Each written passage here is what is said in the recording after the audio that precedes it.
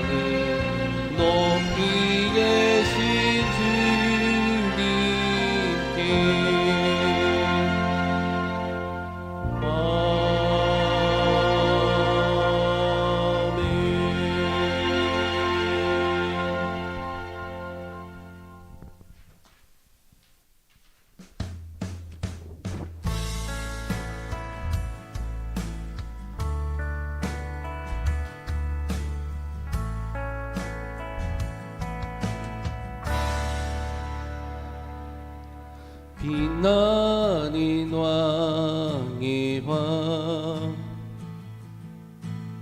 왕왕의 주님 온 땅 기뻐하라 온 땅 기뻐하라 광채의 옷 입고 어둠 물리쳐 저 원수는 떠내 저 원수는 떠내 위대하신 주 찬양의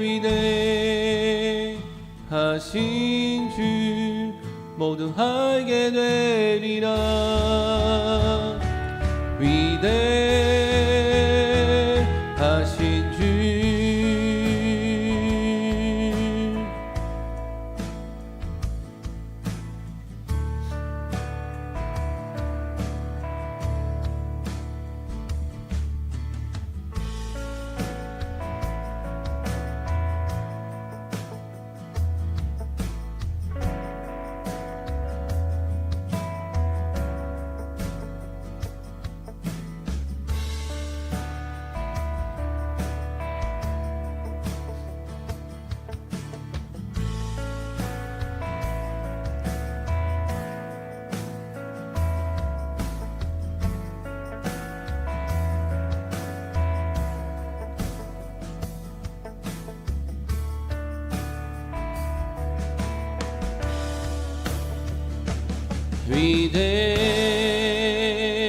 위대하신 주 찬양의 위대하신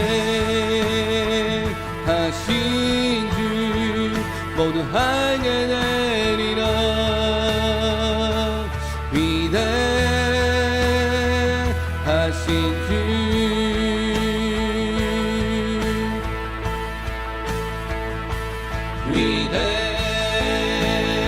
위대하신 주 찬양의 위대하신 주 모두 하게 되리라. 위대하신 주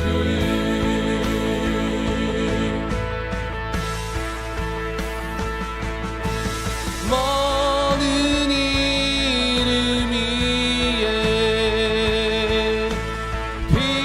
뛰어나신 이름 다 찬양의 위대하신 주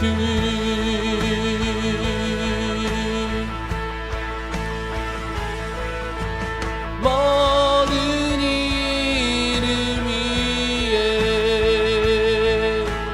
뛰어나신 이름 다 찬양의 위대하신 주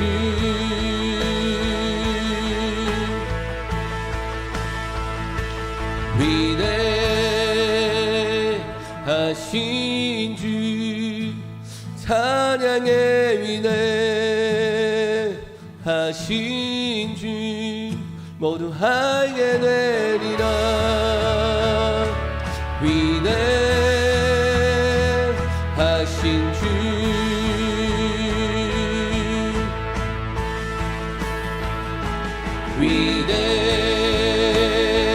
위대하신 주 찬양의 위대하신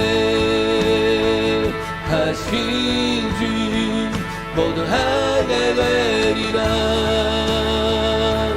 위대하신 주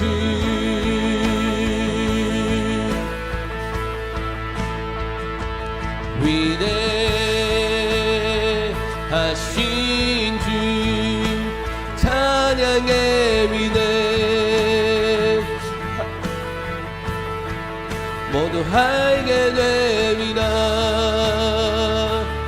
위대하신 주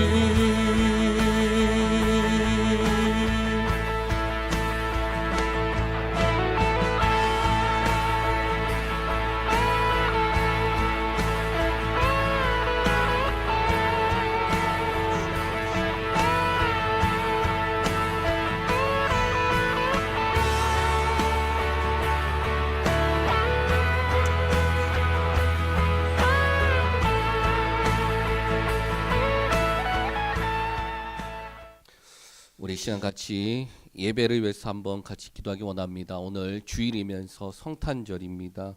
하나님 귀한 이 주일날 그리고 이 땅에 오시고 우리와 같은 모양으로 오셔서 죽기까지 복종하신 그 예수 그리스도 그분을 생각하며 다시 오실 예수 그리스도를 바라보는 이 귀한 성탄절 하나님 앞에 예배로 나아갑니다. 우리에게 주를 향한 사랑과 주를 향한 성실함 있게 하여 주시고, 오늘 또 하나님 앞에 예배로 나아가는 모든 이들에게 하늘로부터 임하는 하나님이 주시는 가장 큰 선물인 성령과 그리고 예수 그리스도를 깊이 경험하는 귀한 시간 되게 해달라고, 하나님 앞에 온전한 예배로 나아가는 귀한 시간 되게 해달라고 우리 시간 같이 한번 기도하겠습니다.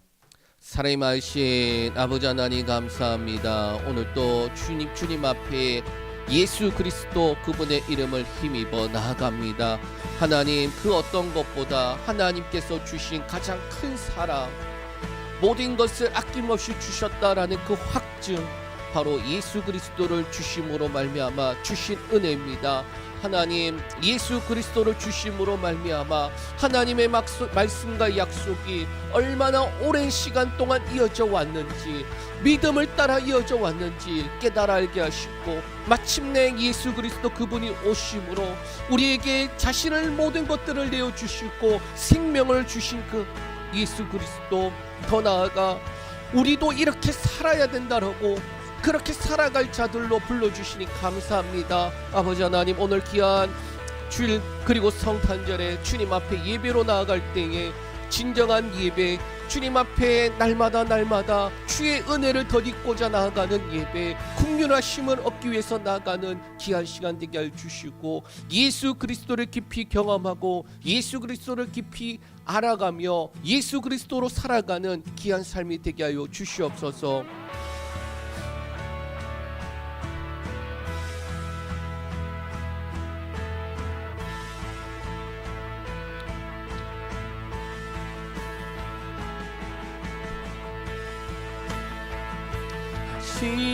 주 찬양의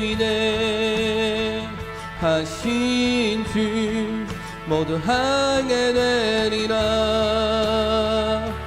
위대하신 주,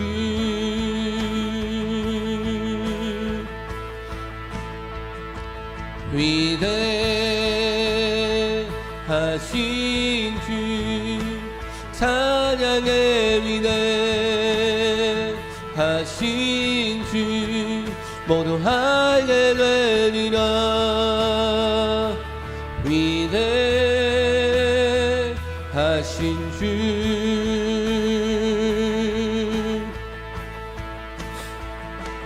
위대하신 주 찬양의 위대하신 주 모두 하게 되리라. 위대하신 주,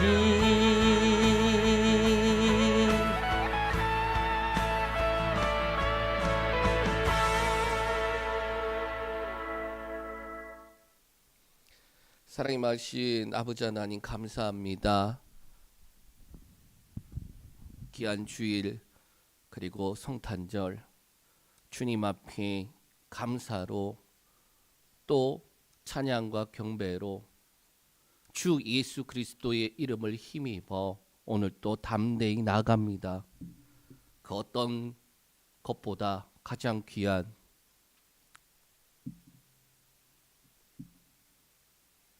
비교할 수 없는 하나님의 사랑 예수 그리스도, 날마다 이 땅을 살아가면서 우리 안에 예수 그리스도로 채워가며 그의 무한하신 사랑이 우리 삶 가운데 아름답게 열매 맺게 하여 주시옵소서. 오늘 주님 앞에 예배로 나아갈 때에 우리의 심령이 긍휼하심과 때를 따라 돕는 은혜를 얻기 위하여 달려나가듯 주를 향한 갈망이 있게 하여 주시고, 주의 사랑과 주의 은혜를 향한 목마름으로 주님 앞에 서게 하여 주시옵소서. 하나님 앞에 서 있는 우리를 긍휼히 여겨 주시사 예수 그리스도 그분의 이름을 인하여 오늘 또 무한한 사랑과 무한한 기쁨과 세상이 줄 수도 알 수도 없는 하나님만이 주시는 그 은혜로 충만케 하여 주시옵소서. 오늘 또 말씀 가운데 또 우리가 드리는 찬양과 기도 가운데 그리고 드리는 고백 가운데 하나님 영광 받아 주시옵소서. 예수님의 이름으로 기도합니다. 아멘.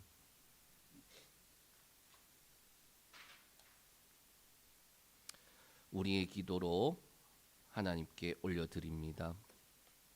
하늘에 계신 우리 아버지 하나님, 우리를 향한 놀라운 계획으로 우리를 인도해 주시니 감사합니다. 예수 그리스도의 십자가를 통한 죄사함과 구속의 은혜를 날마다 누리게 하시고 성령을 통한 인도하심과 우리를 온전케 하심을 바라며 이 땅을 치유와 회복케 하는 주의 자녀로 살게 하소서. 예수님의 이름으로 기도합니다. 아멘.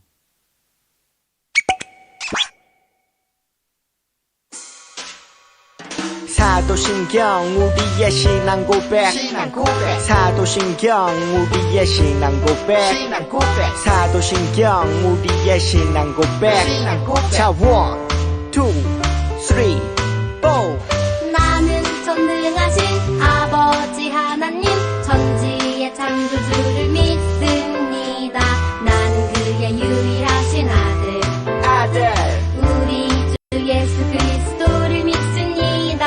그는 성령으로 잉태되어 동정녀 마리아에게서 나시고 본디오 빌라도에게 고난을 받아 십자가에 못 박혀 죽으시고 장사된 지 사흘 만에 죽은 자 가운데서 다시 살아나셨으며 하늘에 오르시어 전능하신 아버지 하나님 우편에 앉아 계시다가 거기로부터 살아있는 자와 죽은 자를 심판하러 오십니다. 나는 성령을 믿으며 거룩한 공교회와 성도의 교제와 죄를 용서받는 것과 몸의 부활과 영생을 믿습니다. 아멘. Say 아멘. 아멘 아멘. 아멘 아멘. Say 아멘. 아멘 아멘. 아멘 아멘. 마지막 아멘. 아멘 사도신경 우리의 신앙 고백 사도신경 우리의 신앙 고백 사도신경 우리의 신앙 고백 사도신경 우리의 신앙 고백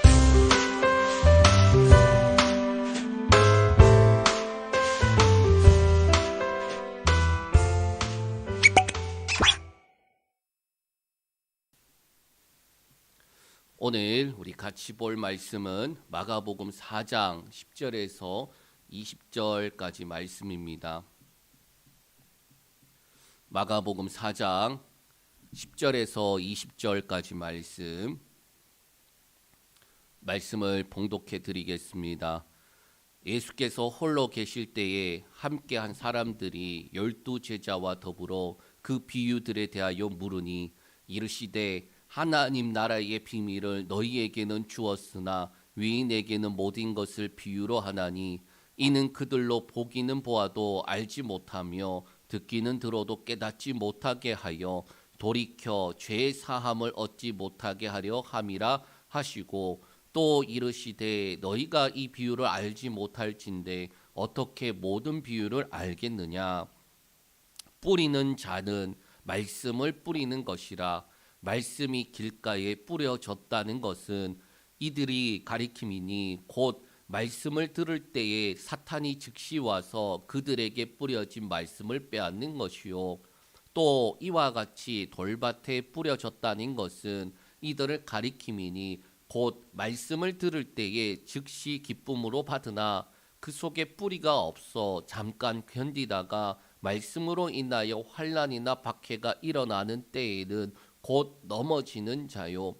또 어떤 이는 가시떨기에 뿌려진 자니 이들은 말씀을 듣기는 하되 세상의 염려와 재물의 유혹과 기타 욕심이 들어와 말씀을 막아 결실하지 못하게 되는 자요.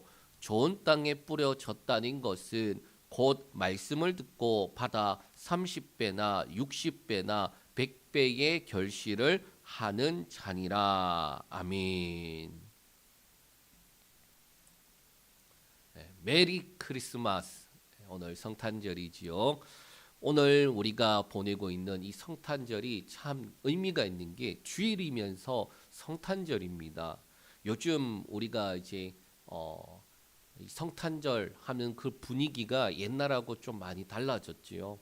바깥에 그렇게 거리에 캐롤이 울리고 그러한 분위기보다도 날씨적으로는 너무 추워지고 눈이 쏟아지니까 분위기는 그런 것 같은데 사람들의 실질적으로 느껴지는 그러한 분위기들은 많이 좀 잠잠해진 것 같습니다.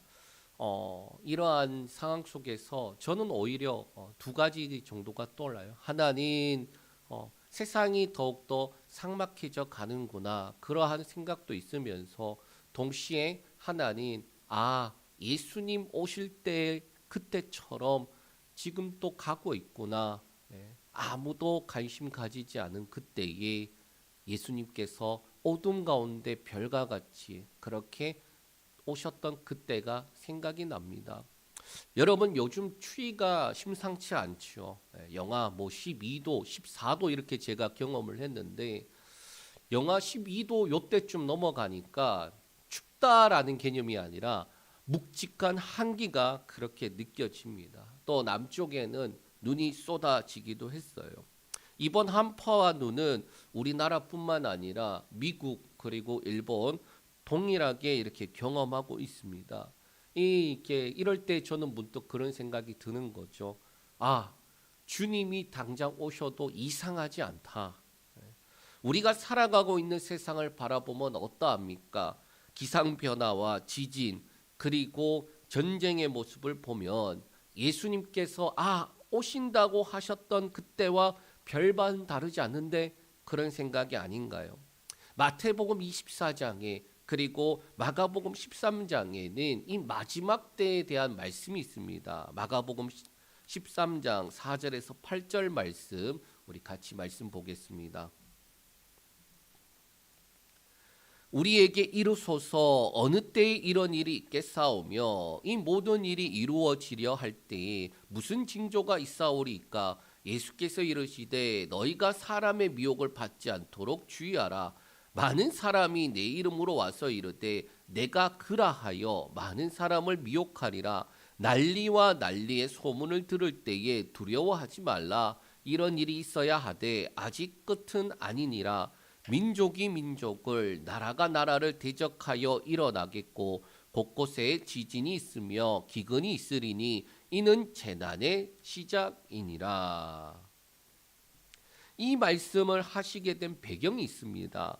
예수님께서 이 성전을 향하여 보시고 돌 위에 돌 하나도 남지 않게 완전히 무너진다 그렇게 말씀하시니까 제자들이 묻는 거예요. 아니 예수님 어느 때에 이런 일이 있겠사오며 그러할 때에 무슨 징조가 있겠습니까? 라고 묻는 거예요.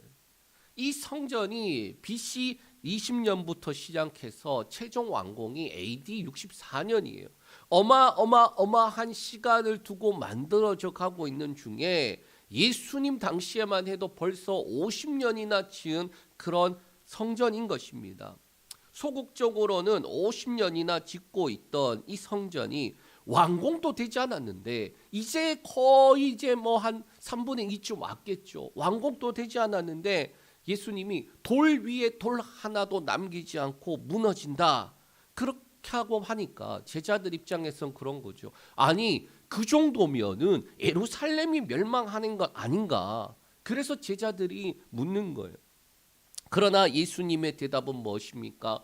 예루살렘뿐만 아니라 마지막 때를 향하여서 하시는 말씀의 내용이에요. 그리고 이 말씀의 핵심이 뭐냐? 28절에서 29절입니다. 우리 한번 같이 보겠습니다. 무화과 나무의 비유를 배우라. 그 가지가 연하여 지고 잎사귀를 내면 여름이 가까운 줄 아나니 이와 같이 너희가 이런 일이 일어나는 것을 보거든 인자가 가까이 곧 문 앞에 이른 줄 알라. 앞서 말씀하셨던 그러한 일들이 일어나는 것들을 보면 뭐라는 거예요? 인자가 가까이 이룬 줄, 문 앞에 이룬 줄 알라라는 거예요. 그러니 이러한 비슷한 징조들만 보이면 어떠할까요? 저는 두 마음이 생기는 거예요. 하나님, 주님 속히 오십시오. 그런데 또 다른 하나는 뭐냐? 주님 좀 더 있다가 오십시오라는 거예요.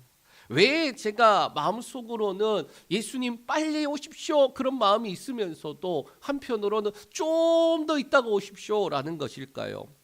아무리 봐도 제 자신을 볼 때에 아직도 철이 들지 않는 모습도 있고요. 그리고 그리스도인의 그 성숙, 그리스도의 장성한 분량이 충만한 데까지 자라가야 되는데 그 성숙에 한참이나 모자라기 때문이에요. 오늘은 성탄절입니다. 예수님 초림 때나 별반 다르지 않는 모습이에요. 예수님 초림 때 보시면은 여러분 어떠한 일이 있습니까? 나라는 허울 뿌린 나라였어요. 성전과 제사장 또 모양은 갖추고 있었지만 하나님의 말씀이 없은 지가 오래된 시점입니다. 그리고 그 상황을 나타내듯이 마태복음에는 족보가 쭉 이어져 나오죠. 믿음을 따라서 말씀과 약속을 믿는 자들의 이름이 쭉 나옵니다. 그렇게 계보가 이어져 내려오다가 2장에 가서 어떻게 되나요? 별을 관측하던 동방박사들이 나와요. 어두운 가운데 왕의 별 하나가 강렬하게 빛을 비추고 있었다라는 거예요. 마침내 이 땅에 예수님이 오셨다라는 거예요. 또한 예수님께서 오셨을 때에 고대하고 바라고 소망하는 이들도 있었지만 또 반대로 예수님이 오셨다라는 메시아가 왔다는 그 소식에 근심하고 소동이 일어나고 더 나아가 그 2살 아래로 어린 아이들은 다 죽여버려서 곡소리가 나는 그러한 상황에 있었습니다. 오셨음에도 그리고 다시 오심에도 사실은 이 둘 중에 하나의 반응이 어떠한 것입니까? 소망하면서 기다리든지 아니면 거부하면서 격렬하게 죽이려고 하든지 둘 중에 하나예요. 그런데 예수님 이 땅에 계셨을 때도 사실은 똑같이 둘 중에 하나의 반응이 나타나더라라는 거예요. 우리가 보고 있는 마가복음에서는 어떻게 진행되어져 가고 있습니까? 3장에 믿음을 기준으로 극명하게 갈라지는 것을 봅니다. 예수님께서 믿음을 보시고 뭐라고 선포하십니까? 네 죄 사함을 받았느니라. 네 병이 나았다라고 그렇게 선포해 주시지 않고 믿음을 보시니까 그 믿음에 죄 사함을 받았느니라 선포를 하는 거예요. 그리고 이 선포에 따라서 어떻게 되느냐? 믿음이 있는 자들은 더욱 믿음이 있는 곳으로, 그리고 믿음이 없는 자들은 더욱더 예수를 향하여 박해와 핍박을 하고 그리고 죽이자 그렇게 결의하게 됩니다. 그리고 우리가 알고 있듯이 끝내 예수를 십자가에서 죽이게 돼요. 마가복음은 점점 확대되어져 가는 가운데 어디로 모이느냐? 믿음이라는 단어로 모이게 되어져 있습니다. 그리고 그 가운데는 예수님께서 하셨던 사역 중에 가르치신이나 이 가르침에도 나타나게 되어 있어요. 1에서 3장 가운데도 동일합니다. 가르치시니라 그 정도로 말씀하시다가 4장에 와서는 그 가르치시는 그 내용이 제자들에게 상세하게 가르쳐 주기 시작합니다. 1절에서 9절까지 오늘 우리가 볼 10절에서 20절 이전에 그 비유의 내용이 나타나죠. 씨 뿌리는 자의 비유를 말씀합니다. 그런데 1, 2절에 이렇게 말씀하고 있어요. 우리 한번 보겠습니다. 예수께서 다시 바닷가에서 가르치시니 큰 무리가 모여들거늘 예수께서 바다에 떠있는 배에 올라 앉으시고 온 무리는 바닷가 육지에 있더라. 이에 예수께서 여러 가지 비유로 가르치시니 그 가르치시는 중에 그들에게 이르시되, 예수님께서 가시고 보시고 명령하심에 대해 우리가 이전에 들었어요. 예수님께서 가시고 그리고 보셨어요. 그리고 난 다음에 명령하십니다. 나를 따라오라. 그럼 제자들을 부르셨어요. 그러면 그들이 곧 예수님을 따라가죠. 또 명령을 하셔서 어떻게 하십니까? 병 고치셨어요. 또 명령을 하셔서 어떻게 하셨습니까? 귀신을 쫓아내셨어요. 그런데 추가적으로 뭐 또한 내용이 동일하게 나타나느냐? 가르쳤다라는 내용도 동일하게 병행적으로 나타나요. 가시고 보시고 가르치시나라는 것이지요. 그게 2장에 나타납니다. 바닷가에 가세요. 그리고 바닷가에 가니까 큰 무리들이 모여듭니다. 그러니 예수님께서 그때 가르치시니라라고 되어 있어요. 이것은 마치 가시고 보시고 명령하시는 것과 똑같은 구조로 되어져 있습니다. 그리고 4장에 와서는 이것이 확대되어져서 여러 가지 비유로 가르치시고 그 중에 씨 뿌리는 자의 비유를 말씀을 해주시는 거예요. 그런데 오늘 문제들은 뭐냐? 제자들이 예수님의 말씀을 듣고도 알지 못하더라라는 거예요. 여러분, 가시고 보시고 명령하셨을 때의 제자들은 곧 즉시 예수님을 따라가 버려요. 자신의 모든 것들을 버리고 따라가 버립니다. 그런데 가르치심에 대해서는 예수님이 비유로 말씀하시는데 제자들이 알아듣질 못하는 거예요. 그게 오늘 본문의 배경이 되는 거예요. 우리 한번 같이 살펴보겠습니다. 이 10절에서 11절 예수님께서 비유로 말씀하시고 난 다음에 제자들에게 설명을 해주시는 내용입니다. 우리 한번 같이 살펴보겠습니다. 10절에서 11절 예수께서 홀로 계실 때에 함께한 사람들이 12 제자와 더불어 그 비유들에 대하여 물으니 이르시되 하나님 나라의 비밀을 너희에겐 주었으나 외인에게는 모든 것을 비유로 하나니. 많은 사람들이 바닷가에 모였습니다. 그리고 예수님께서는 배에 올라 무리를 향하여서 가르치셨어요. 씨 뿌리는 자의 비유를 가르치십니다. 그런데 같이 들었어요. 이 같이 들었다는 게 뭡니까? 무리와 그리고 예수님과 함께한 그 제자들이 같이 들었어요. 그런데 문제는 이 예수님께서 무리들에게는 가르쳐 주시지 않고 예수님과 함께한 그 제자들에게 홀로 있을 때 가르쳐 주시는 것, 그게 대조적으로 나타나더라는 거예요. 예수님을 향하여 그들이 묻습니다. 예수님, 이게 무슨 말입니까? 예수님을 향하여 묻기도 하고 예수님께서 가르쳐 주시기도 하시더라라는 거예요. 그게 11절에 이렇게 말하고 있습니다. 하나님 나라의 비밀을 너희에게는 주었지만은 외인들에게는 모든 것이 비유로 하나니라고 말씀하고 있어요. 같은 장소에서 같은 예수님의 말씀, 그리고 같은 예수님의 그 예수님으로부터 말씀을 듣는데 왜 이러한 차이가 있냐라는 거예요. 말씀을 기준으로 달라지는 것이다 라고 말씀하고 있어요. 믿는 자에게는 같은 말씀이라도 하나님 나라의 비밀을 주고 믿지 않는 자들에게는 모든 것이 비유가 되는 것입니다. 자, 그러면 왜 이렇게 하시느냐라는 거죠. 우리 12절 말씀 읽겠습니다. 이는 그들로 보기는 보아도 알지 못하며 듣기는 들어도 깨닫지 못하게 하여 돌이켜 죄 사함을 얻지 못하게 하려 함이라 하시고. 이 말씀은 이사야서 6장 9절에서 10절 말씀을 근거로 하고 있습니다. 그리고 이 말씀이 사실 표면적으로는 외인들이 비유를 들어도 깨닫지 못하고 이해하지 못하고 그래서 돌이켜 죄사함 받지 못하게 하기 위해서다, 그렇게 말씀하고 있어요. 그런데 주석을 살펴보니까 같은 씨 뿌리는 자의 비유에 대해서 마태복음에서는 그 이유를 이렇게 말해주고 있습니다. 뭐냐? 듣는 사람이 깨닫지 못함으로 주어지는 결과, 그것을 말씀하는 거예요. 즉 뭐냐? 말씀을 깨닫지 못하니까 알지 못하고 알지 못하니까 믿지 못해서 죄사함 받지 못하는 그 결과까지 이른다라는 거예요. 그래서 책임이 누가 있느냐? 깨닫지 못해서 있는 것이다 라고 말하고 있고, 누가복음은 마가복음과 비슷하지만 누가복음에는 뭐가 생략이 되느냐? 죄사함을 얻지 못하게 하려 함, 요 내용이 생략되고, 듣기는 들어도 깨닫지 못하며 라고 그렇게 깨닫지 못하게 함이나 이렇게로 뒷부분이 잘려져 있어요. 왜 생략을 했을까?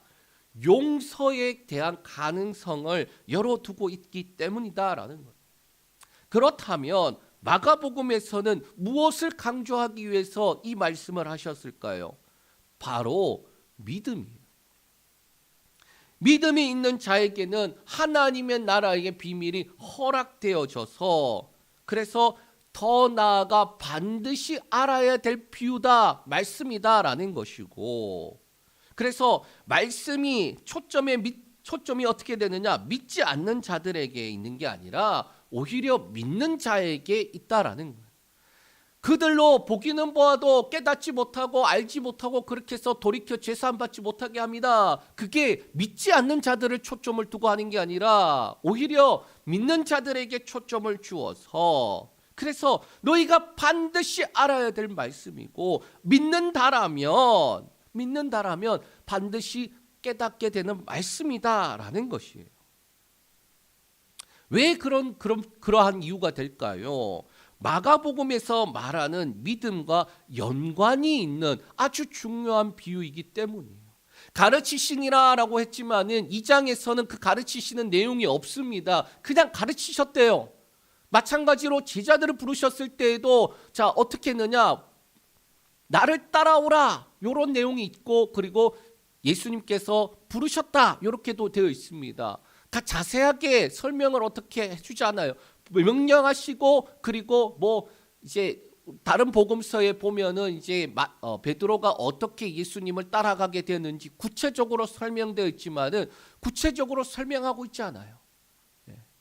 마찬가지입니다. 가르침에 대해서도 구체적으로 설명이 없다가 점점 시간이 지날수록 구체적으로 설명해 주고, 그리고 그것이 하나로 묶어져 있는데 그게 바로 믿음이다라는 거예요.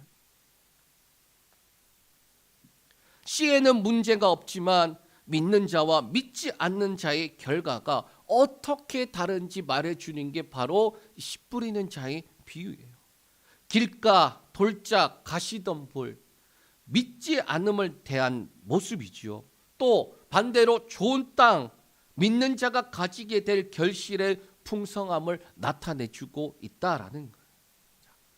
이게 하나의 이유고, 또 다른 이유는 예수님께서 제자들에게 비유로 가르쳐 주셨을 때 그 하신 말씀 때문입니다. 우리 13절, 14절 말씀 읽겠습니다. 또 이르시되 너희가 이 비유를 알지 못할진대 어떻게 모든 비유를 알겠느냐? 뿌리는 자는 말씀을 뿌리는 것이라. 예수님과 함께한 자들과 제자들에게 어떻게 말씀하십니까? 먼저 너희가 이 비유를 알지 못할진대 라고 말씀하고 있어요. 비유를 이해하지 못하는 그 제자들을 향하여 책망하는 듯한 그러한 말씀이죠. 그런데 그 이유가 뭐냐? 앞서 믿지 않는 자들에게는 허락되지 않는 것이지만 믿는 자에게는 하나님 나라의 비밀이 주어지는데 왜 알지 못하느냐? 그런 뜻인 거예요. 쉽게 말해서 뭐냐? 믿는 자들이라면 알고 깨닫는 것이 자연스러운 것이고 더 나아가 반드시 알아야만 하는 것이다 라는 거예요. 그리고 4장 후반부에 가서는 예수님 뭐라고 말씀하시냐? 하나님 나라의 여러 비유들을 하시며 마지막에 겨자씨 비유로 하시고 난 다음에 이렇게 되어 있어요. 성경에 알아들을 수 있는 대로 말씀을 가르치시고 혼자 계실 때에 제자들에게 모든 것을 해석하셨다라는 거예요. 그러니까 예수님께서 이 비유가 얼마나 중요한지, 그리고 이 비유가 믿음과 연결되어 있고, 그리고 이 비유는 모든 비유의 시작점이 되는 그러한 핵심적인 비유다. 반드시 알아야 된다. 왜? 하나님의 나라의 비밀이기 때문이다 라고 말씀하고 있어요. 자, 그런데 아이러니하게도 이 제자들이 언제까지 이 내용을 모르는지 아십니까? 예수님께서 부활하실 때까지예요. 그 전까지는 예수님께서 그 말씀하시고 예수님의 말씀을 옆에서 들으면서 보기는 보아도 알지 못하고 듣기는 들어도 깨닫지 못하는 모습이에요. 그러나 이들은 부활하신 예수님을 만나고 예수님으로부터 꾸짖음을 들어요. 믿지 않음으로 인하여서 꾸짖음을 짓습니다. 부활을 믿지 않음으로 꾸짖음을 들어요. 그리고 믿는다는 것은 표적이 따른다라고 말씀합니다. 그러니까 믿음이 뭐냐? 내가 믿는다라고 고백하는 게 믿음이 아니라는 거예요. 믿으면 반드시 표적이 따른다라고 하면서 그렇게 말씀합니다. 우리 마가복음 16장 17절에서 20절 말씀 읽겠습니다. 믿는 자에게는 이런 표적이 따르니니 곧 그들이 내 이름으로 귀신을 쫓아내며 새 방언을 말하며 뱀을 집어 올리며 무슨 독을 마실지라도 해를 받지 아니하며 병든 사람에게 손을 얹은즉 나으리라 하시더라. 주 예수께서 말씀을 마치신 후에 하늘로 올려지사 하나님 우편에 앉으시니라. 제자들이 나가 두루 말씀을 전파할세 주께서 함께 역사하사 그 따르는 표적으로 말씀을 확실히 증언하시니라. 아멘. 믿지 않음을 꾸짖으시고 부활을 믿지 않음을 꾸짖으시고 그러고 난 다음에 믿는 자들에게는 이런 표적이 따른다. 믿음이 있어. 그럼 믿음에 열매가 있다라고 말씀하시는 겁니다. 마치 씨 뿌리는 자의 비유의 그 좋은 땅, 그 땅에 떨어져서 그래서 많은 결실을 맺은 것처럼 믿음은 표적이 따른다. 그 표적이 무엇입니까? 그 표적이 무엇입니까? 내 이름으로 귀신을 쫓아내고 새 방언을 말하고 뱀을 집어 올라도 무슨 독을 마셔도 해를 받지 않으며 병든 자에게 손을 얹은 나으리라. 그게 뭡니까? 20절에 보면 주께서 함께 역사하사 따르는 표적. 예수님께서 하셨던 그 표적이 예수님께서 하셨던 그 모든 일이 제자들에게 동일하게 나타나는 거예요. 그리고 20절에는 주께서 함께 역사하사 따르는 표적이다. 즉 믿는 자에게 따르는 표적이다. 제자들이 복음을 전파할 때 나타나고 말씀이 증거날 때에 증거되는 표적이다 라고 말씀하고 마가복음이 끝이 나게 돼요. 그러니까 마가복음의 핵심 그 단어가 믿음이라고 했던 거예요.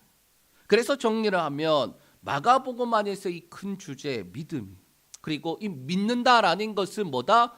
반드시 열매를 맺는데 그 열매가 30배, 60배, 100배. 그러니까 하나의 열매를 심었다고 해서 하나가 나오는 게 아니라 말할 수 없는 풍성함으로 나타나는 게 하나님 나라의 비밀이다. 그리고 이 표적이 뭐냐? 결국에는 예수님께서 하셨던 사역이 그대로 우리에게 나타나고 동시에 예수 그리스도를 증거할 때마다 어떻게 되는 거예요? 예수의 증인으로서 살아가게 되는 그 표적. 이게 마가복음이에요. 그런데 여러분 이러한 배경을 알지 못하고 씨 뿌리는 자의 비유를 보게 되면 전혀 다른 의미인가 되는 거예요. 방향이 전혀 다른 곳으로 가게 되는 거예요. 그런데 제가 설교하기 참 어려운 부분이 바로 이 부분입니다. 뭐냐? 예수님께서 비유를 설명해 주시는 거예요. 그러니까 예수님보다 어떻게 더 잘 설명할 수 있겠습니까? 예수님께서 설명해 주시는데 어떻게 우리가 더 잘할 수 있겠느냐라는 거예요. 예수님보다 어떻게 더 잘 설명을 해줄 수 있을까? 없잖아요. 근데 이게 예수님이 설명하신 내용이 있으니까 그 배경이 지금 길게 설명을 한 거예요. 자, 직접 해석해 주시면 예수님께서 직접 비유를 해석해 주십니다. 먼저 씨가 뭐냐? 14절에 이렇게 말씀하고 있어요. 우리 같이 읽겠습니다. 씨는 뿌리는 자는 말씀을 뿌리는 것이다 라고 하고 있어요. 그래서 씨는 말씀이다 라고 하고 있습니다. 말씀을 뿌리는데 어떻게 되었느냐? 씨를 뿌리고 그리고 뿌리가 내리고 열매 맺는 곳은 딱 한 군데밖에 없더라. 자, 그러면 왜 씨가 뿌려지고 그리고 뿌리를 내리지 못하고 그리고 열매를 못 차게 되었느냐? 다른 말씀을 이렇게 들었는데 다른 말씀이 아니죠. 다른 말로 하면 말씀을 들었는데 왜 믿지 못하게 되었느냐라는 거예요. 씨가 뿌려였어요. 말씀이 뿌려였습니다. 그런데 열매 맺는 곳은 딱 한 군데였다. 그러면 나머지는 왜 열매를 못 맺었니? 다른 말로 말하면 말씀을 들었는데 왜 믿지 못하게 되었느니? 라는 것이죠. 그 첫 번째가 길가에 뿌려진 것이다 라고 말씀하고 있습니다. 15절 말씀 읽겠습니다. 말씀이 길가에 뿌려졌다는 것은 이들을 가리킴이니 곧 말씀을 들을 때에 사탄이 즉시 와서 그들에게 뿌려진 말씀을 빼앗는 것이요. 자, 여기서 길가에 뿌려졌다라는 것과 동급이 뭐냐? 빼앗긴 자들이다라는 거예요. 무엇을? 말씀을 빼앗긴 자들이다. 길가에 뿌려진 것은 말씀을 빼앗긴 자들이다라는 거예요. 말씀을 듣기는 들었는데 즉시 사탄이 와서 말씀을 빼앗아 갔다라는 거예요. 이 말씀을 빼앗긴 자들은 즉시라는 말에서 알 수 있듯이 말씀이 들어가지도 못하고 빼앗긴 자들이에요. 왜 이런 자들이 생깁니까? 말씀에 대해서 거절하고 완악한 마음을 가지고 있기 때문이에요. 그러니 뿌려졌지만 즉시 빼앗기는 자들이 되었다. 두 번째는 돌밭에 떨어진 씨예요. 우리 16절에서 17절 말씀 읽겠습니다. 또 이와 같이 돌밭에 뿌려졌다는 것은 이들을 가리킴이니 곧 말씀을 들을 때 즉시 기쁨으로 받으나 그 속에 뿌리가 없어 잠깐 견디다가 말씀으로 인하여 환난이나 박해가 일어나는 때에는 곧 넘어지는 자요. 마찬가지로 돌밭에 뿌려졌다라는 그것과 동일한 게 무엇입니까? 결과적으로 말씀을 빼앗긴 것과 같지만은 과정이 있었다라는 것을 말해주고 있어요. 16절에 말씀을 듣기는 들었어요. 그리고 들었을 때 즉시 기쁨으로 받았지만은 길가에서는 어떻게 됐습니까? 뿌려졌는데 즉시 사탄이 와서 뺏어가 버렸지만은 그런데 여기는 적어도 이 돌밭은 적어도 싹은 튀었다라고 되어 있습니다. 그리고 5, 6절 우리가 읽지 않았지만 비유에서는 어떻게 되느냐? 싹이 튀어졌는데 해가 돋은 후에 뿌리가 없어서 말랐다라고 되어 있어요. 그러니까 싹을 틔웠다고 해도 해가 뜨자마자 말라 죽어버렸다라는 거예요. 그리고 17절에 예수님께서는 뭐라고 말씀하시느냐? 잠깐 견디다가 말씀으로 인해 환난과 박해가 일어나는 때 곧 넘어지는 자다라고 설명하고 있어요. 잠깐 싹이 텄어요. 그러니까 말씀을 기쁨으로 받았어요. 그리고 싹이 텄습니다. 뿌리는 못 내리는데 싹이 텄어요. 그런데 하루도 되지 못해서 뿌리가 말라버렸어요. 해가 떠버리니까. 그 이유를 예수님이 뭐라고 말씀합니까? 말씀으로 인한 환난과 핍박이 주어지면 어떻게 된다는 거예요? 버리는 자다라는 거예요.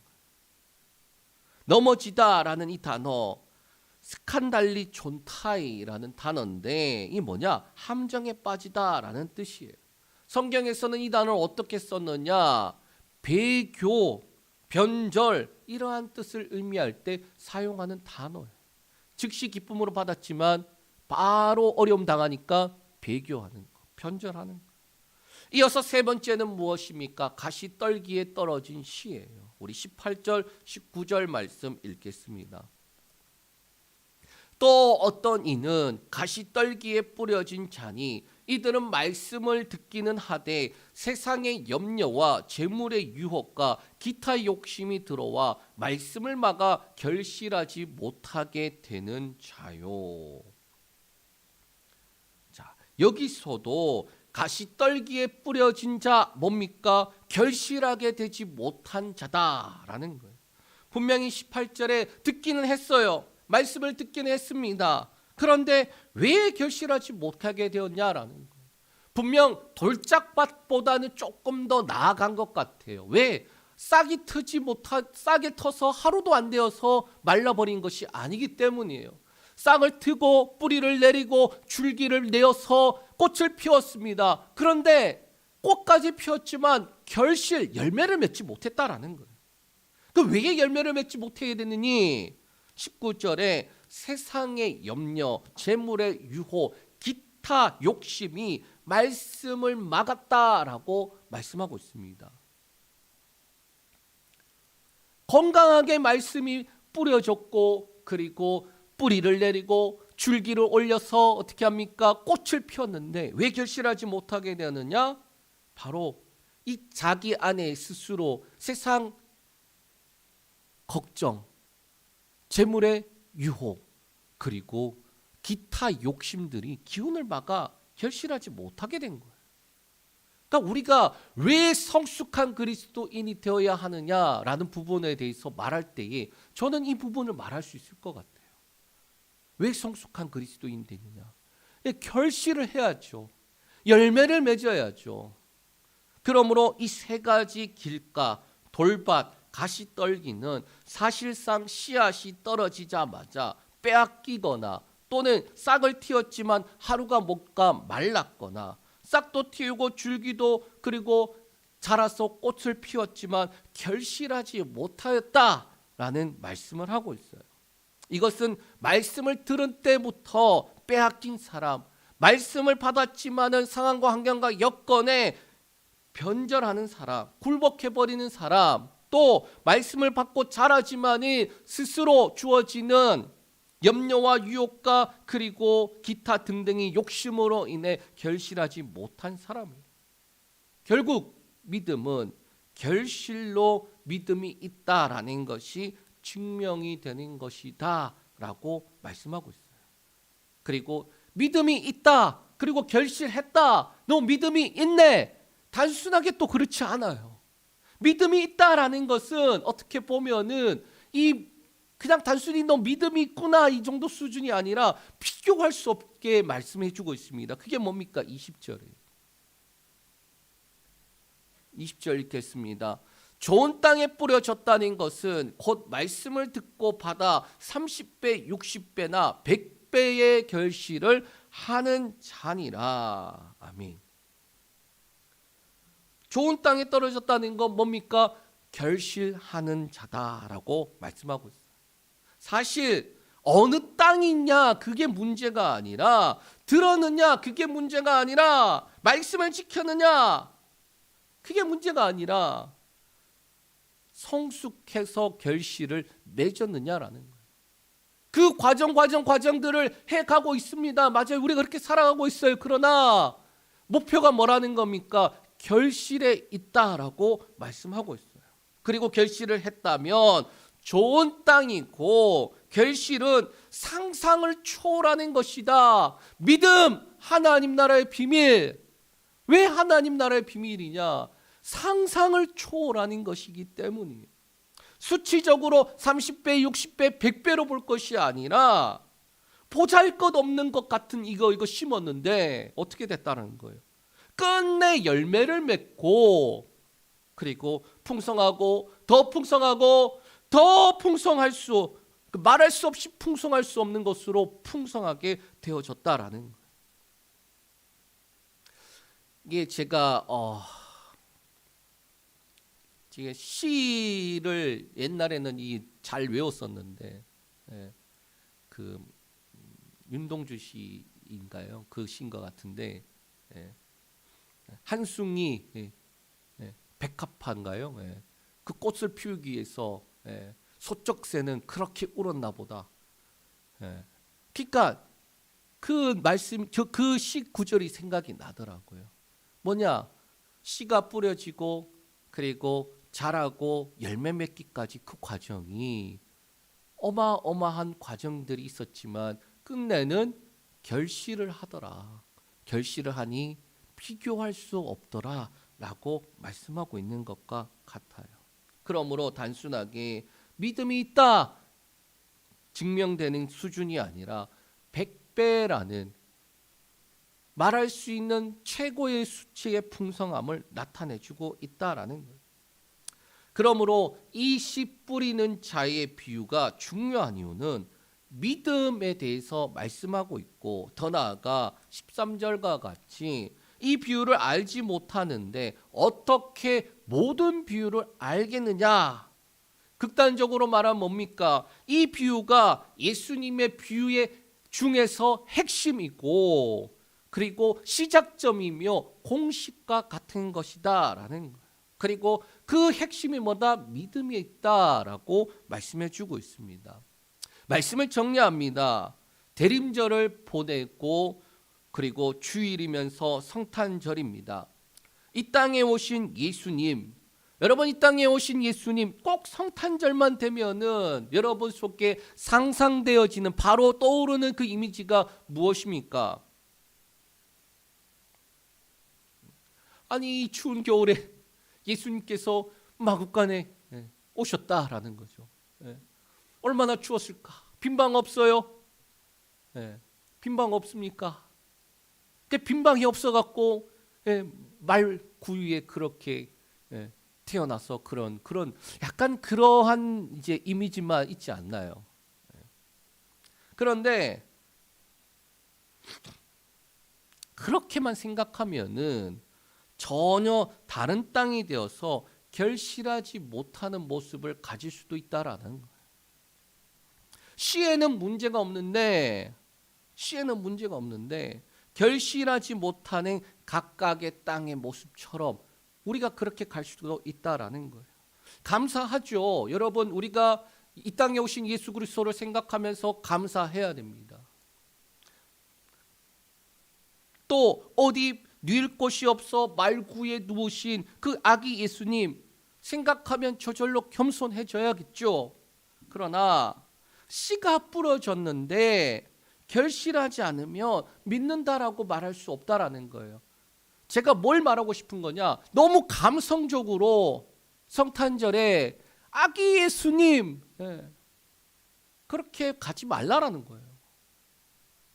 말씀이 뿌려졌고 그 말씀에 내 안에 예수 그리스도라는 열매를 맺혀가고 있는가?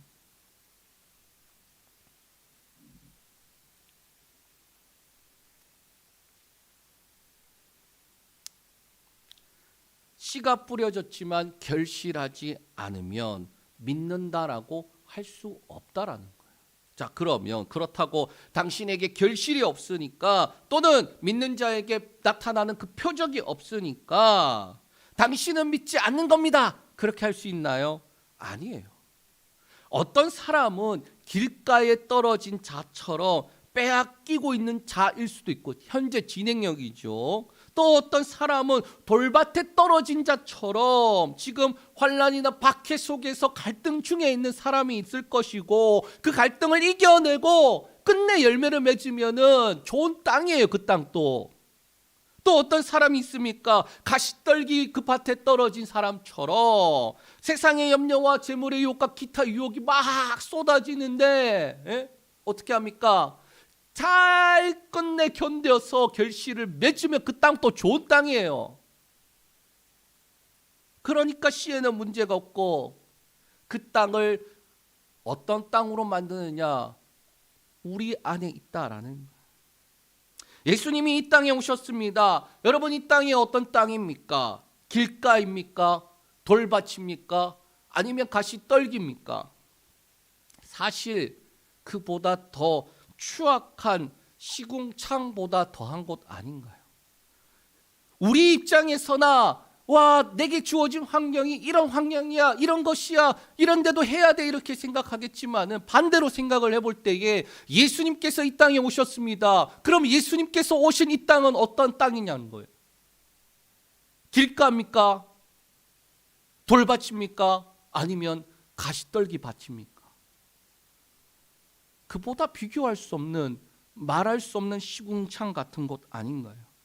어떻게 이런 곳에서 싹이 트고, 어떻게 이런 곳에서 자라가고, 어떻게 이런 곳에서 열매를 맺을 수 있을까? 그러한 땅이 아닌가요? 그런데 예수님께서 어떻게 하셨습니까? 빌립보서 2장 6절에서 8절 말씀 읽겠습니다. 그는 근본 하나님의 본체시나 하나님과 동등됨을 취할 것으로 여기지 아니하시고 오히려 자기를 비워 종의 형체를 가지사 사람들과 같이 되셨고 사람의 모양으로 나타나사 자기를 낮추시고 죽기까지 복종하셨으니 곧 십자가에 죽으심이라. 아멘. 씨 뿌리는 자의 손에 들려서 그 땅이 어떤 땅이든 간에 뿌려진 거예요. 아닙니까? 뿌려졌어요. 그리고 죽기까지 복종하셨습니다. 그 말이 뭔 말입니까? 땅이 문제가 아니에요. 예수 그리스도가 뿌려졌습니다. 그런데 죽기까지 복종해서 십자가에 죽으셨다. 그래서 그 열매가 뭐냐는 거예요. 그 열매가 저와 여러분 아닌가요? 저는 성탄절에서 유일하게 감성적으로 되는 지점이 뭐냐, 아기 예수님 이런 거 아니에요. 추운 겨울에 아니에요. 뭐냐, 나와 같이 사람이 되셨다라는 거예요. 나 같은 사람이 어떤 사람입니까? 너무 연약한 자 아닌가요? 인생을 살아가면 살아갈수록 깨닫는 게 뭡니까? 내가 어떻게 할 수 없는 일들이 너무나도 많고, 피하고 싶지만 피할 수 없는 일들도 너무나도 많고, 그래서 견뎌내면서 뭐냐, 아, 내가 살아있구나, 그것을 확인하는 게 인생이구나라는 거예요. 그렇지 않습니까? 근데 나와 같은 사람이 되셨다. 이렇게 연약한데, 이렇게 능력이 없는데, 이렇게 자기 몸 하나 건사하기 힘든데, 근데 나 같은 사람이 되셨다. 히브리서 4장 15절에 16절 이렇게 말씀하고 있습니다. 우리에게 있는 대제사장은 우리의 연약함을 동정하지 못하실 이가 아니요 모든 일에 우리와 똑같이 시험을 받으신 이로되 죄는 없으시니라. 그러므로 우리는 긍휼하심을 받고 때를 따라 돕는 은혜를 얻기 위하여 은혜의 보좌 앞에 담대히 나아갈 것이니라. 아멘. 은혜의 보좌 앞에 담대히 나아갈 따름이. 너무 연약해요. 그런데 예수님도 나와 같은 자가 되셨고, 그 연약함 속에서 뭐 없으셨다는 거예요? 죄가 없으셨다는 거예요. 똑같이 시험 받으셨지만 죄가 없으셨다는 거예요. 인생이 되셔서 모든 죄악 말고 제약 가운데 있었죠. 시간의 제약, 공간의 제약. 근데 죄가 없으셨어요. 그래서 우리에게 뭘 요구하십니까? 그래서 긍휼하심과 때를 따라 돕는 그 은혜를 얻기 위해서 담대히 나아가라. 그래서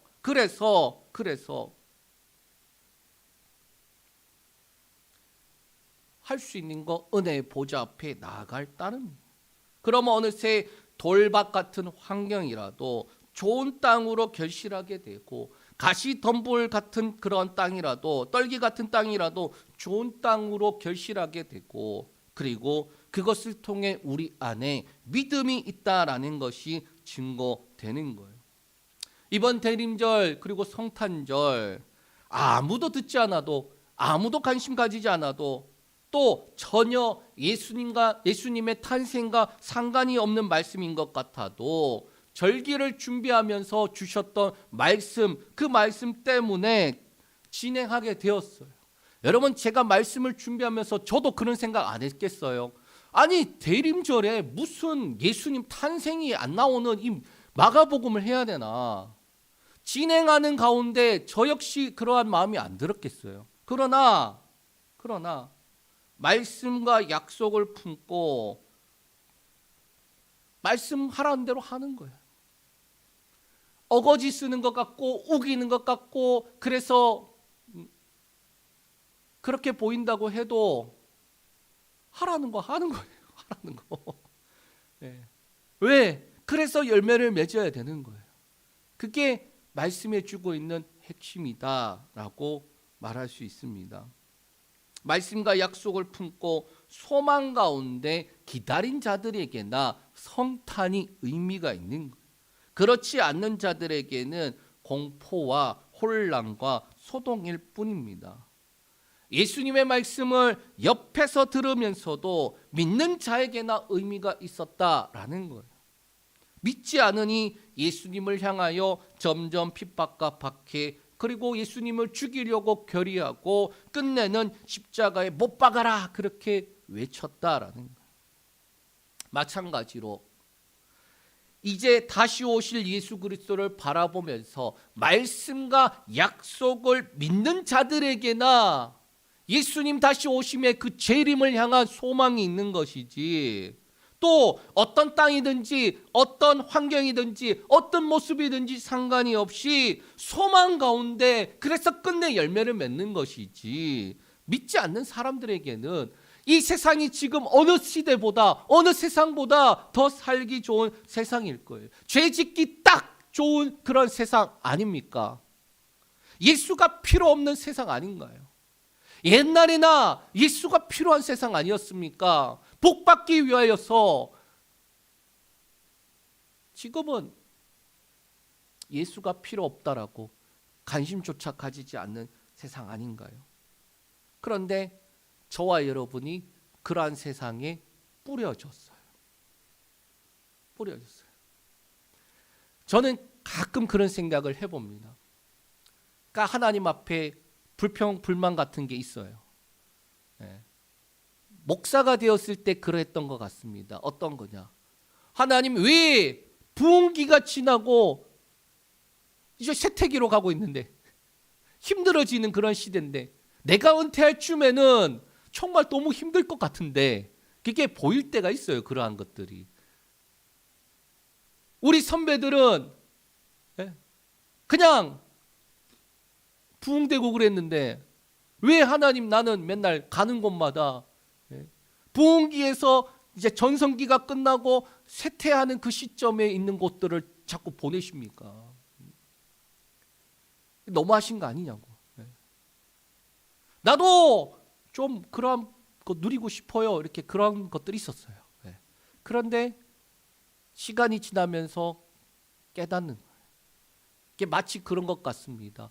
비유로 인생에게 말씀해 주셨던 것을 시간이 지나면서 예수님한테 묻고 또 예수님이 가르쳐 주셔서, 야, 너에게 지금 주어져 있는 인생의 의미가 무엇인 줄 아니? 네가 주어져 있는 목회의 의미가 뭔 줄 아니? 뿌려졌어. 씨에는 문제가 없어. 그런데 너 길가가 될 거니? 돌밭이 될 거니? 가시떨기밭이 될 거니? 아니, 좋은 땅이 될 거니? 믿음 있지? 그 믿음이 말씀과 약속을 한 믿음이라면 끝내 열매를 맺을 거야. 끝내 풍성하게 될 거야. 근데 그 풍성함은 하나님 나라의 비밀, 비교할 수 없는 풍성함이야. 여러분, 그게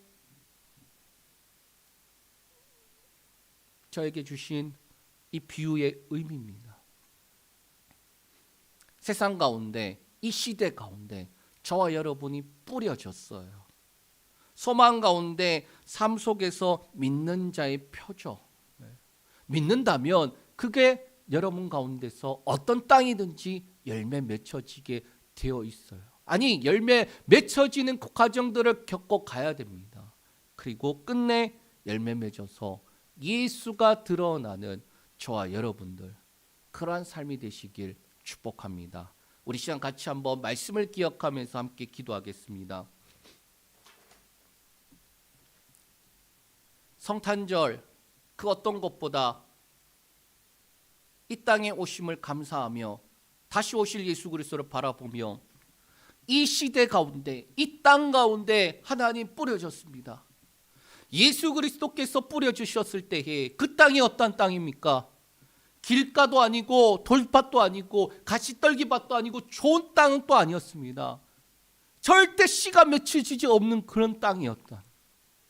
그런데 예수께서 죽기까지 복종하심으로 나라는 열매를 맺으셨습니다. 그러하기에 동일한 DNA를 가진 씨앗이기에 뿌리신 곳이 어디든 간에 그 땅이 길가시든 그 땅이 돌밭이든 그 땅이 가시떨기든 그 땅이 시군창이든 어디든 간에 끝내 결실하여서 믿음 하나님 나라의 비밀처럼 30배, 60배, 100배 그러한 풍성함으로 예수가 드러나는 삶이 되게 해달라고 우리 같이 한번 기도하겠습니다.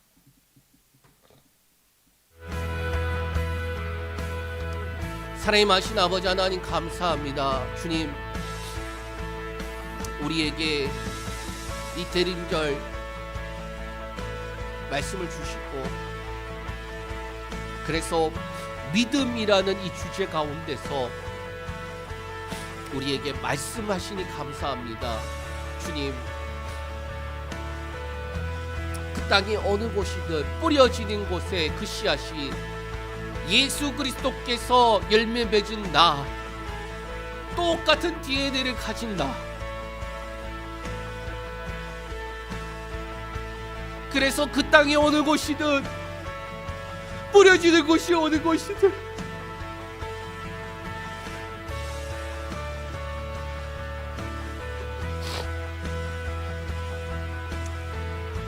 주님 끝내 30배, 60배, 100배의 열매를 맺어 하나님 나라의 그 비밀이 주님 나로부터 드러나는, 우리 교회로부터 드러나는 그러한 은혜가, 그러한 때가 주님 말씀대로 이루어질 줄 믿습니다. 이제 다시 오실 예수 그리스도를 바라보며 살아갈 때에 주님 다시 언제 오시든지 간에 주님, 내가 아니면 내 자식, 내 자식이 아니면 내 자식의 자식이 주님 바라보며 예수 그리스도의 열매를 맺어가며 그 DNA가 주님 오시는 날까지 있는 귀한 삶이 되게 하여 주시옵소서. 살아계신 아버지 하나님 감사합니다. 믿는 자들이 반드시 알아야 될 이 비유, 핵심이 되는 비유, 공식과 같은 비유, 말씀은 뿌리 넣어주는 그 말씀은 문제가 없고 그 말씀을 받아 끝내 결실을 하는 자가 좋은 땅이다라고 말씀하시며 하나님의 나라의 비밀 너희에게 허락되어졌다. 반드시 알아라. 그래서 반드시 100배의 열매를 맺어라. 그런데 우리는 깨닫습니다. 돌짝방 같이 너무 힘들 때도 있고 가시덤불 같이 너무 연약함과 부족함을 느끼며 버거울 때가 참 많습니다. 그러나 예수가 가지고 있는 그 DNA가,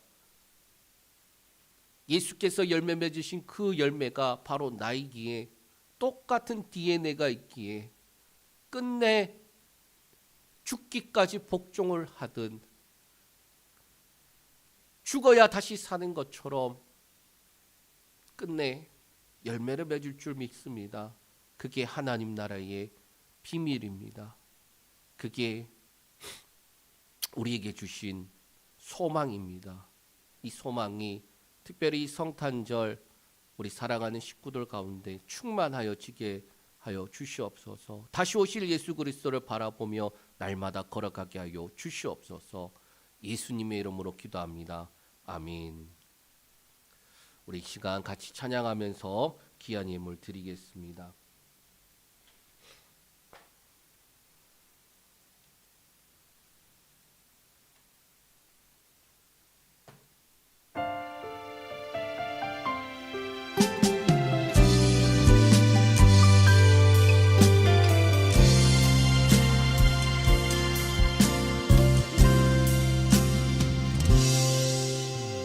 주님과 함께하는 고요한 시간 주님의 보좌 앞에 내 마음을 쏟네 모든 것 아시는 주님께 감출 것 없네 내 맘과 정성 다해 주 바라보니나 주님과 함께하는 이 고요한 시간 주님의 보좌 앞에 내 마음을 쏟네 모든 것 아시는 주님께 감출 것 없네 내 맘과 정성 다해 주 바라나이다 온 맘 다해 사랑합니다 온 맘 다해 주 알기 원하네 내 모든 삶 당신 것이니 주만 섬기리 온 맘 다해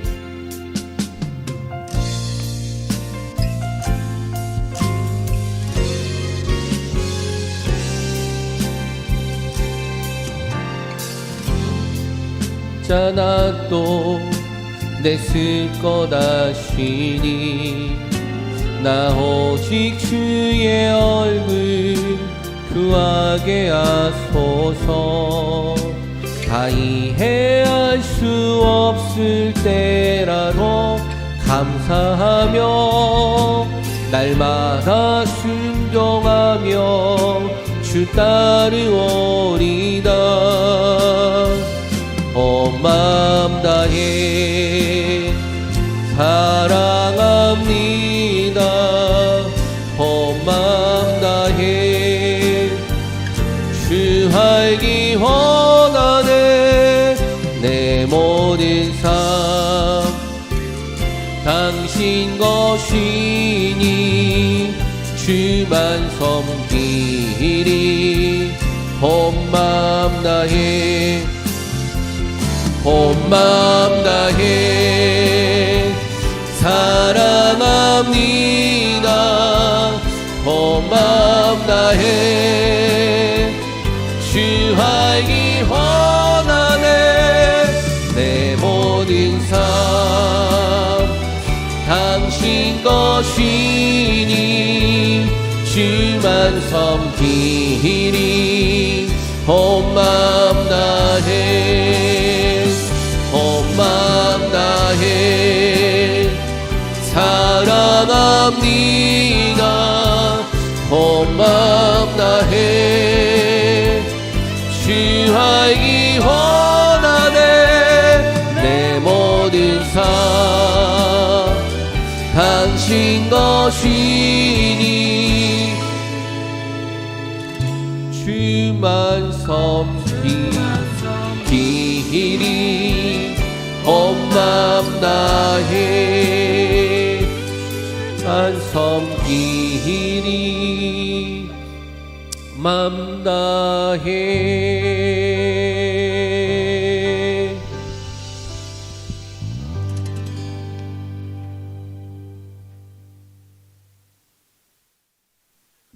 드린 예물 위해서 축도하고 예물 위해서 기도하고 축도로 예배를 마치겠습니다. 하나님 감사합니다. 귀한 주일 또 성탄절 주의 은혜 가운데 더욱더 깊이 우리를 초청하시고 그래서 말씀을 가르쳐 주시며 그리고 함께하는 자들로 그리고 더 나아가 끝내 증인으로 우리를 만들어 가시니 감사합니다. 하나님 주의 은혜에 날마다 감사하며 우리와 함께 하시는 그 예수 그리스도를 늘 기억하는 자 되게 하여 주시옵소서. 특별히 하나님 앞에 귀한 예물 올려드립니다. 주일로 감사로 11조로 그 외에 드려지는 예물들로 주님 앞에 드릴 때에 하나님께 향기로운 예물, 아름다운 예물 되게 하시고 말씀대로 우리에게 복을 주시되 주님 우리에게 영육간의 강건한 복을 주시고 물질의 부족함이 없이 풍성함을 부어주시며 삶 가운데 하나님께서 우리의 삶의 발걸음 주장하시며 먼저 앞서 가시사 길을 여시고 인도하시는 그 복을 누리게 하여 주시옵소서. 특별히 예수 그리스도의 이름으로 명하노니 더럽고 천 어둠의 권세들 예수의 이름으로 떠나갈지어다. 예수의 이름으로 명하니 떠나갈지어다. 아버지 하나님 우리에게 씨앗을 심겨주시듯 믿음을 주시고 말씀을 주시는데 주님 아버지 하나님 그것이 끝내 우리의 인생을 통하여서 결실을 맺어지고 그래서 우리 안에 예수가 드러나는 삶, 증인의 삶이 되어져 가게 하여 주시되 그렇게 못하게 기운도 막아버리고 상황과 환경과 여건으로 굴복시키려 하고 그리고 말씀을 빼앗아 가려고 하는 더럽고 천 어둠의 권세들 예수의 이름으로 명하여 떠나갈지어다. 예수의 이름으로 명하여 떠나갈지어다.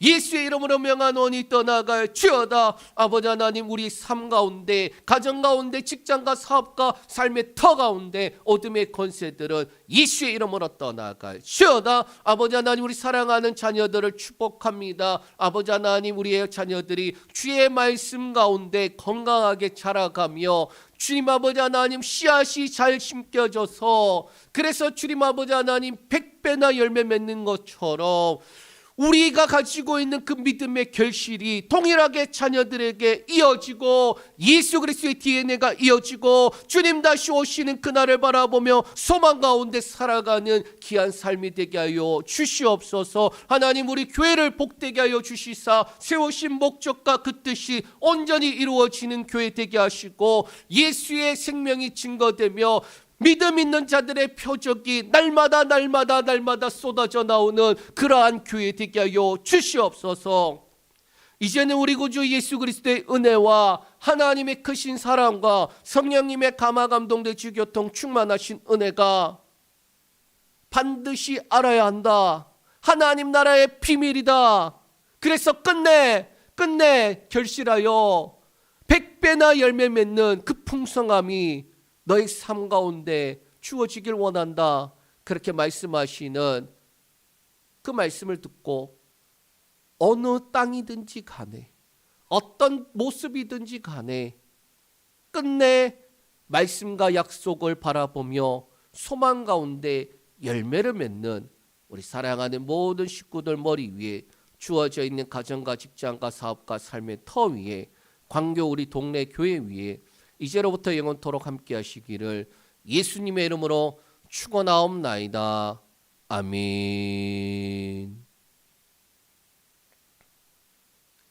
감사합니다. 즐거운 성탄절, 감사와 기쁨이 있는 성탄절 귀한 시간들 되시길 축복합니다.